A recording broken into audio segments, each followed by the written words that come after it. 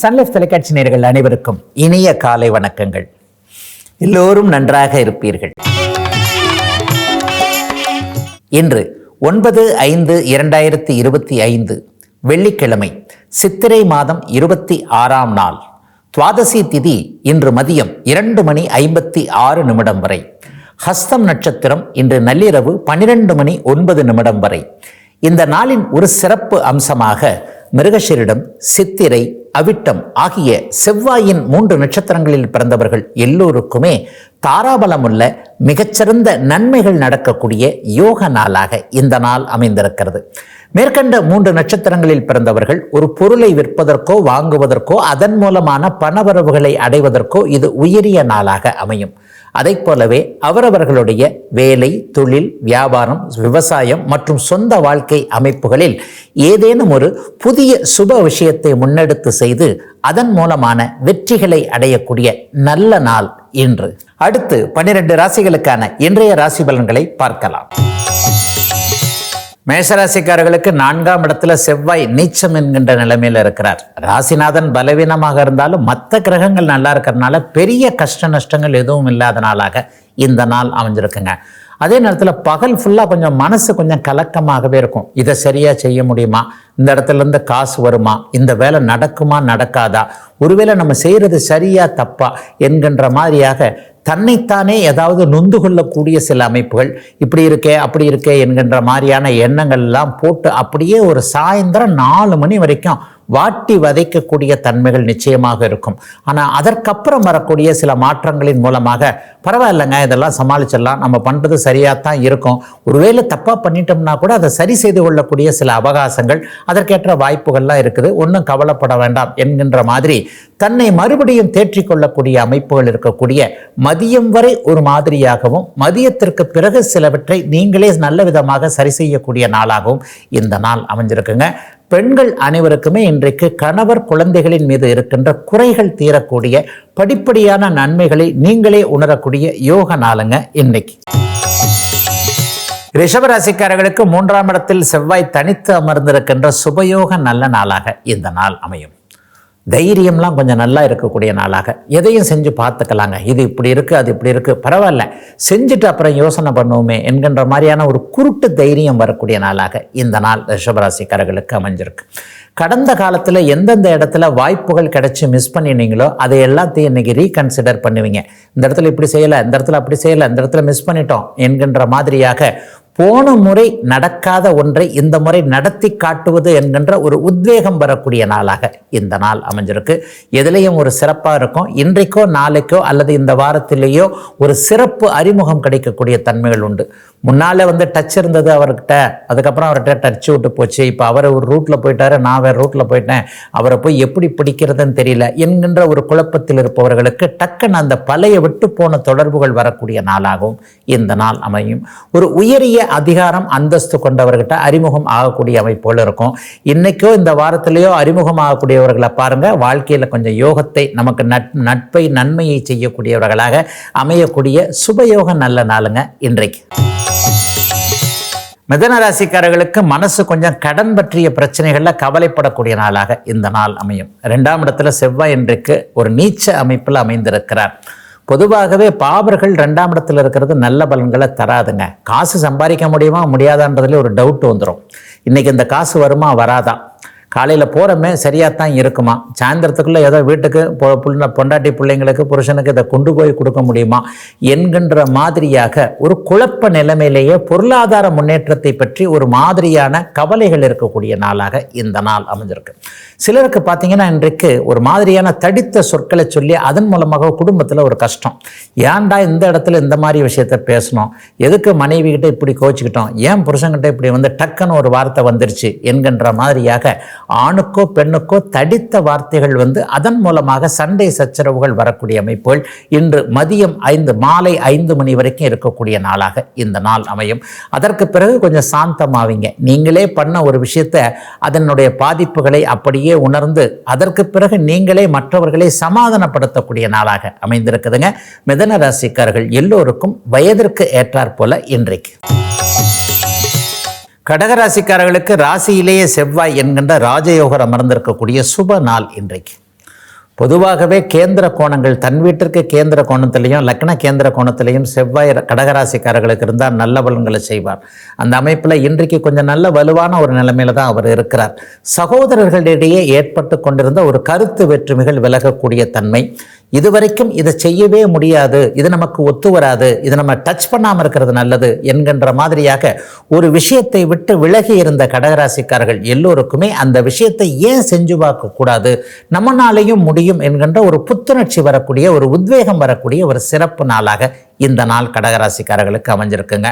கடந்த காலத்தில் குழந்தை பாக்கியம் இல்லாதவர்களுக்கு அதற்கான மருத்துவம் அடையாளம் காட்டப்படக்கூடிய யோக நாளாக இந்த நாள் அமைஞ்சிருக்கு. சிலருக்கு இந்த தொழில் இந்த வேலை நமக்கு ஒத்தே வராதுங்க, 2 தடவை செஞ்சுட்டு 2 தடவையும் சரியாக இல்லை என்கின்ற மாதிரியாக ஒரு விஷயத்தை செய்யவே முடியாது என்கின்ற ஒரு தாழ்வு மனப்பான்மையில் இதுவரைக்கும் இருந்து கொண்டிருந்த கடகராசிக்காரர்களுக்கு இல்லை, அதை செய்ய முடியும் என்கின்ற தன்னம்பிக்கை, தைரியம் போன்றவைகள் வரக்கூடிய நல்ல நாளாக இந்த நாள் அமைஞ்சிருக்கு.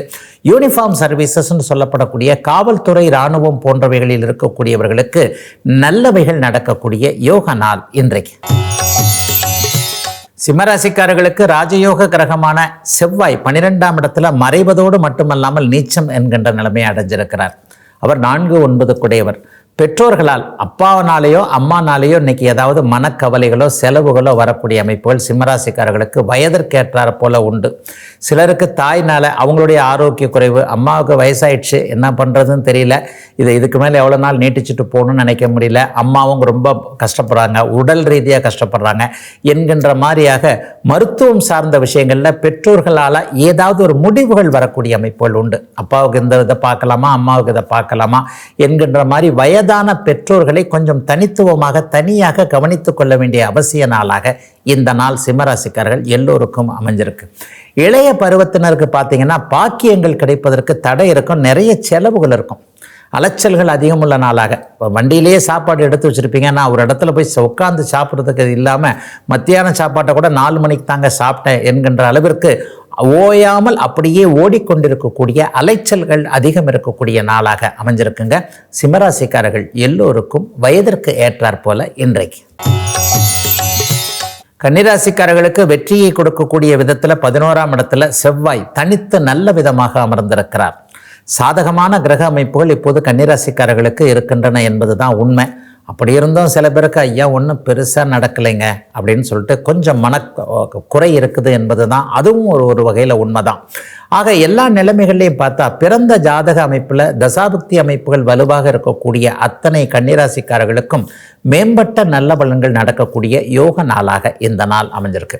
சட்ட போராட்டம் வெற்றியை தரும். ஒருத்தரை ஜெயிக்கணும், ஒரு மனக்கட்டுப்பாடு வேணும், ஒரு பழக்கம் ஒட்டிக்கிச்சு, அந்த பழக்கத்தை எப்படி விடுறதுன்னு தெரியல, ஒருத்தர் ஒட்டிக்கிட்டாரு, அவரை எப்படி கழட்டி விடுறதுன்னு தெரியல, ஒரு தொழில் ஒட்டிக்கிச்சு, இதை விட முடியாமல் இருக்கிறேன் என்கின்ற மாதிரியாக தேவையற்ற சில விஷயங்களை இன்றைக்கு பகுத்தாய்ந்து இதை எப்படி நம்ம கழட்டி விடுறது என்கின்ற மாதிரியான சில விஷயங்களை இன்றைக்கு தைரியமாக முடிவெடுக்கக்கூடிய நாளாக இந்த நாள் அமையுங்க.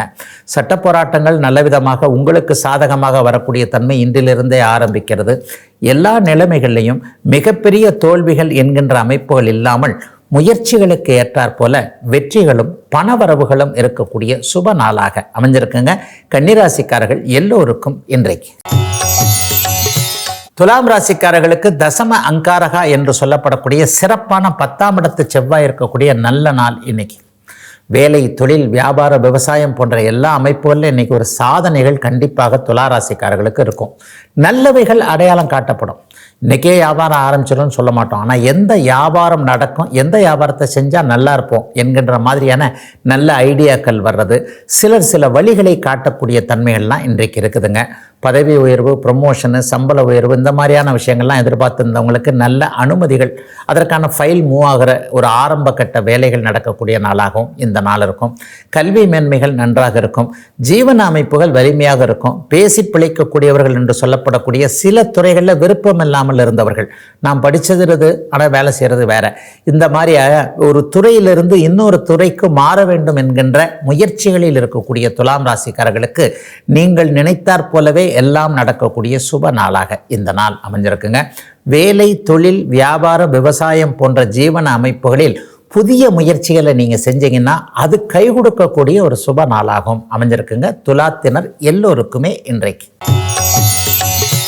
விருச்சிக ராசிக்காரர்களுக்கு ராசிநாதன் செவ்வாய் 9ஆம் இடத்துல நீச்சத்தை அடைந்திருக்கக்கூடிய நாள் இன்றைக்கு.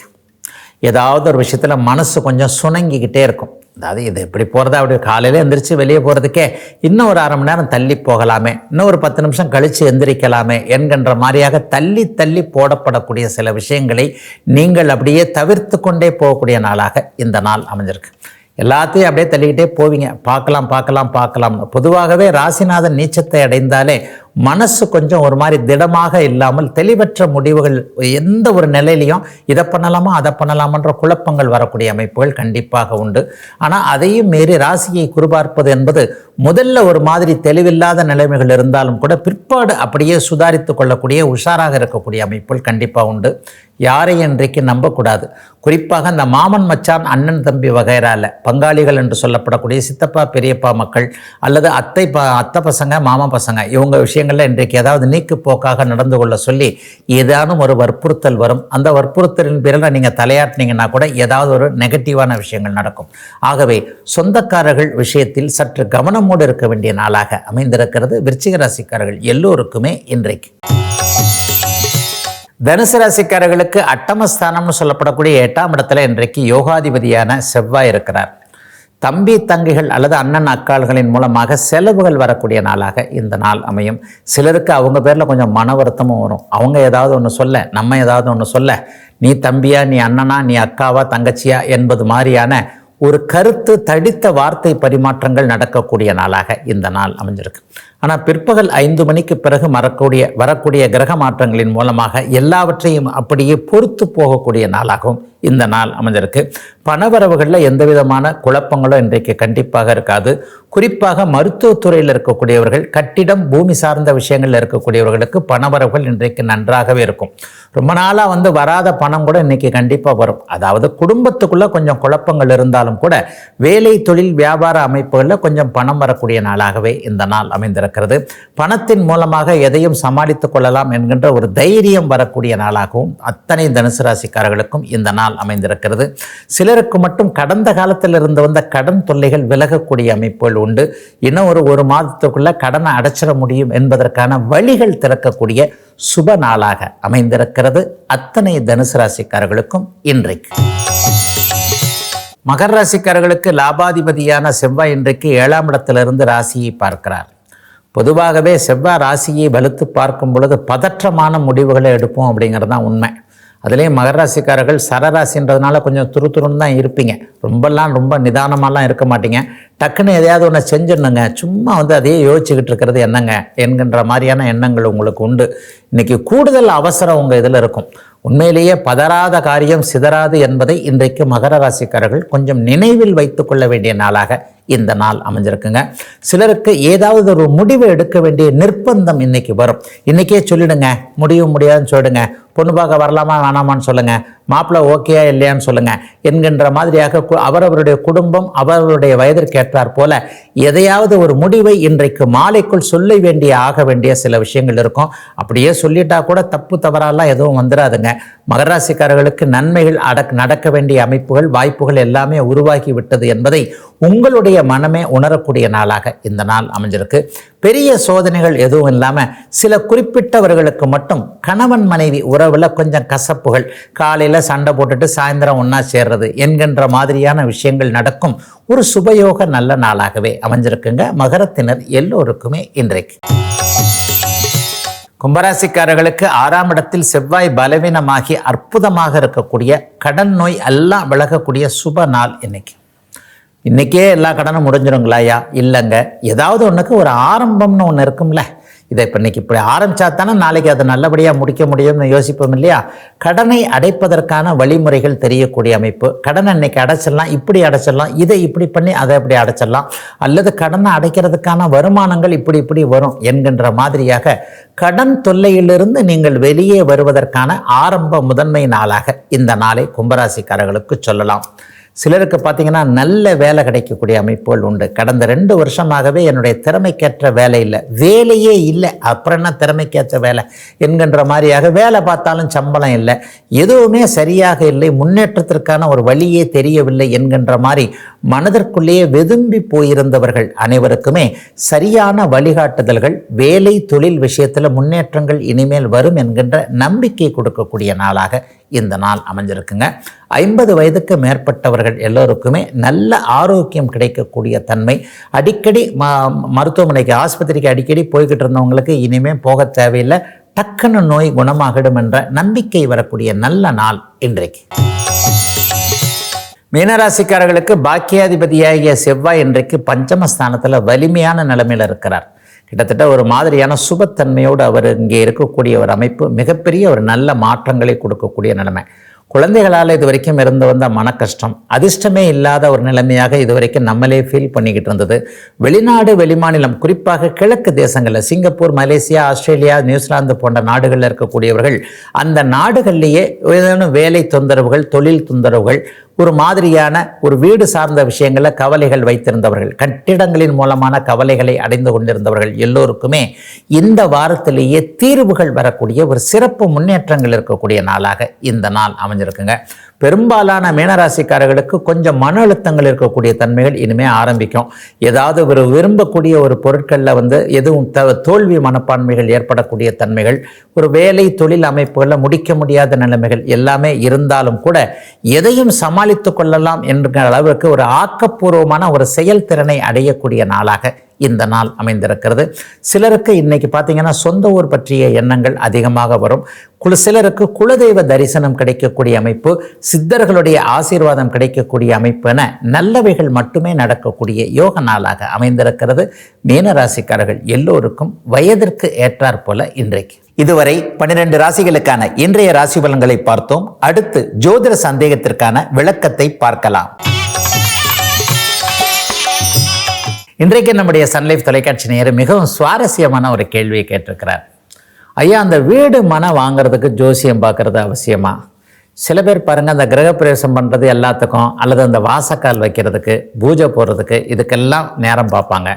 இன்னும் ஒன்று பார்த்தீங்கன்னா, அப்படியே குழந்தைங்க செய்யலாமா, அம்மா இதை குத்துவிளக்கு ஏற்றலாமா, அப்பா ரிப்பன் வெட்டலாமா, இந்த மாதிரியான தங்களுக்குள்ளேயே யாரை ஒரு பூஜை செய்கிறது, குத்துவிளக்கு ஏற்றுறதுன்ற மாதிரியான விஷயங்கள்லாம் உண்டு.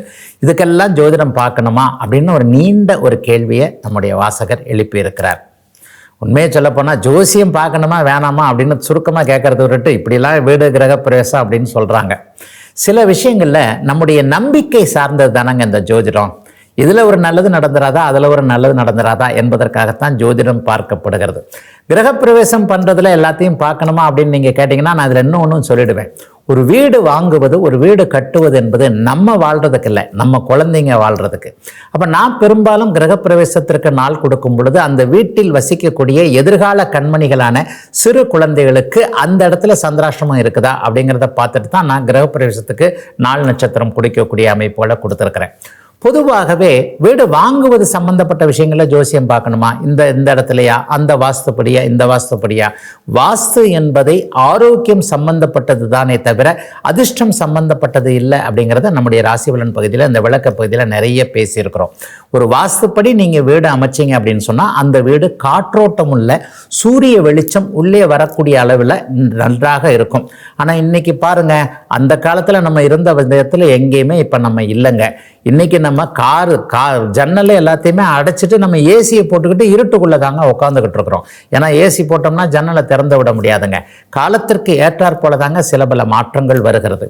ஆக வீடு வாங்கும்போது வாஸ்துப்படி வாங்கணுமா, இந்த பக்கம் வாசக்கால் வைக்கணுமா, இந்த திசை நல்லதா, அந்த திசை நல்லதா என்றால் ஒவ்வொரு வீடும் இப்போது தனித்தனி வீடுகளாக இருந்ததெல்லாம் மாறி 10 மாடி 20 மாடின்னு போய் அப்போ மாடியில் போய் எப்படி வாஸ்து பார்க்கறது, மாடியிலேயே இப்படி ஒரு வீடு இருக்க அப்படி ஒரு வீடு இருக்கேன்னு ஒரே குழப்பமாக நான் இப்போது கடைசியாக சொல்லக்கூடிய வாஸ்து என்பது ஆரோக்கியம் சம்பந்தப்பட்டது தான் என்கின்ற நிலைமையில தாங்க உங்களுக்கே நிற்கும். ஆக ஜோதிடம் பார்ப்பது என்பது ஒரு நிலையில எதிர்கால சந்ததிகளுக்கு எப்படி இருக்கிறது என்பதை பார்க்கக்கூடியதாக அமையும். ஒரு கண்ணுக்கு தெரியாத ஒரு பதில் தேவை என்கின்ற போது ஜோதிடத்தை கண்டிப்பாக பார்க்க வேண்டும். இந்த இடத்துல ஜோதிடமே கை கொடுக்க முடியாத நிலைமையில நான் டக்குன்னு சொல்லிடுவேன், குலதெய்வத்திட்ட போய் சீட்டு போட்டு பாருங்கன்னு சொல்லுவேன். ஒரு இடத்துல முடிவே எடுக்க முடியல, ஜோதிடம் ஒன்றாக சொல்லுகிறது, நடைமுறை யதார்த்தம் வேறாக இருக்கிறது. இந்த இடத்துல வீடு வாங்க வேண்டாம், இந்த நாளில் கிரகப்பிரவேசம் பண்ண வேண்டாம், இவர்கள் இருவருக்கும் திருமணம் முடிக்க வேண்டாம் என்கின்ற குழப்பங்கள் ஜோதிடத்திலேயே வருகின்ற போது நம்ம அதை செஞ்சுதான் ஆகணுன்ற நிலைமை வரும்போது நான் என்ன சொல்லுவேன் அப்படின்னு சொன்னா, எல்லாற்றுக்கும் மேலான ஒன்று இருக்கு இல்லையா, தெய்வம் என்கின்ற பரம்பொருள் இருக்கிறது இல்லையா, அந்த பரம்பொருளிடம் உங்களுடைய குலதெய்வத்திடம் ஒரு சீட்டு போட்டு பார்த்து அது தேவையா இல்லையா அப்படிங்கிறத முடிவெடுங்கன்னு சொல்லுவோங்க. ஆக நம்முடைய நம்பிக்கை சார்ந்த ஒன்றுதான் இங்கே ஜோதிடமாக இருக்கிறது. இந்த ஜோதிடத்தின் மேல் நம்பிக்கை இல்லாதவர்கள் இருக்கிறார்கள், மத ரீதியாக ஜோதிடத்தை செய்ய முடியாதவர்களும் நிறைய பேர் இருக்கிறாங்க இல்லையா. இந்த மாதிரியானவர்களுக்கு கூட இப்போது நான் சொன்னது மாதிரி ஏதேனும் ஒரு விஷயத்துல இப்போது சிக்கலான முடிவெடுக்கக்கூடிய அமைப்பு, இந்த வீடு வாங்க வேண்டாம், இந்த வீட்டுக்கு இன்னைக்கு கிரகப்பிரவேசம் பண்ண வேண்டாம், இந்த இடம் நமக்கு சரியாக வருமா அல்லது இது சரியாக வராதா என்பது போன்ற அமைப்புகளில் தெய்வத்தின் மீது பாரத்தை போட்டுவிட்டு தெய்வத்தின் முன்னாடி சீட்டு குலுக்கி போடுறதோ அல்லது தெய்வ ஒப்புதல் கேட்பதோ ஜோதிடத்தை விட மேலானது என்பது தாங்க உண்மை. இதுவரை 12 ராசிகளுக்கான இன்றைய ராசி பலன்களையும் ஜோதிட சந்தேகத்திற்கான விளக்கத்தையும் பார்த்தோம். மீண்டும் அடுத்த ராசிபலன் நிகழ்ச்சியில் உங்களை சந்திக்கும் வரை உங்களிடமிருந்து விடைபெற்றுக் கொள்வது உங்கள் ஜோதிடர் ஆதித்ய குருஜி.